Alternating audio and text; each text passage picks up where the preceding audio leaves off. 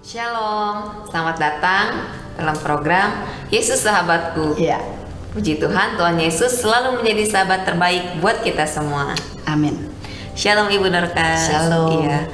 Bu mau bertanya Bu, bagaimana ya Bu jika ada seseorang yang sudah bertobat kepada Yesus terus kembali lagi Bu karena berbagai faktor, misalkan ditekan dari keluarganya atau dari faktor lingkungan, itu bagaimana menyikapinya ya Bu? Nah, ini Mbak mengerti maksud dari pertobatan. Iya. Pertobatan itu dalam kitab Efesus dikatakan kita berbalik arah, kemudian berjalan maju Iya. sambil melakukan perbuatan kebalikannya. Jadi berarti harus ada tindakan yang konkret untuk kita kemudian betul-betul mau membalikkan arah hidup kita dari kehidupan yang lama kepada kehidupan yang baru. Dan dalam perjalanan menjalani kehidupan baru ini kita harus melakukan sesuatu yang kebalikan dari kehidupan manusia lama. Nah, banyak di antara kita bertobat hanya wah sudah bertobat ya. Kemudian waduh sudah kesaksian di mana-mana. Loh kok ternyata kok kembali lagi seperti dulu. Karena apa? Kita perlu punya iman yang berakar di dalam Yesus.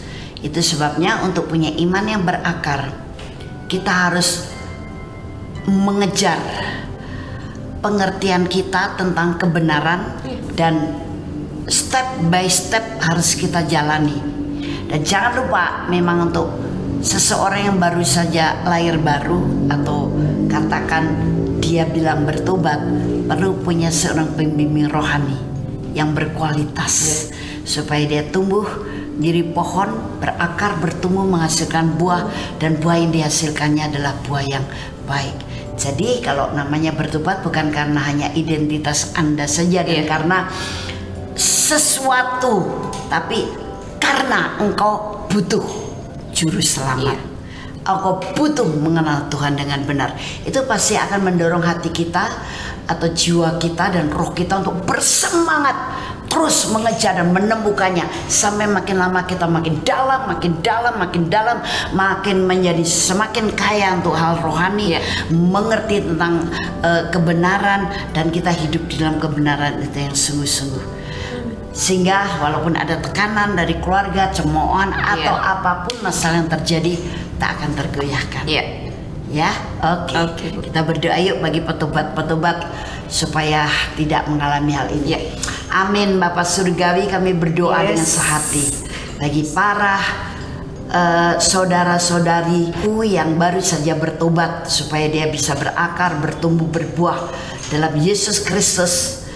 Mereka mencari kebenaran kerajaan Allah dengan sungguh-sungguh sampai mereka mengenal Yesus dengan benar. Amin. Menjadi Kristus di dunia ini dan kirim pembimbing rohani yang berkualitas untuk para petobat baru ini sehingga betul-betul dia mencerminkan orang yang teguh imannya dan tidak mudah tergoyahkan oleh tekanan, oleh cemoohan atau oleh peristiwa apapun, tapi dia gigih di dalam Yesus Kristus. Bahkan dia bisa menjadi berkat bagi banyak orang. Haleluya. Amin. Silahkan kirimkan masalah Anda kepada kami, akan kami bahas sesuai firman dan juga pimpinan Roh Kudus ke nomor WhatsApp 089563235899. Pasti kami akan dukung senantiasa dan identitas Anda akan kami rahasiakan. Haleluya. Tuhan Yesus memberkati.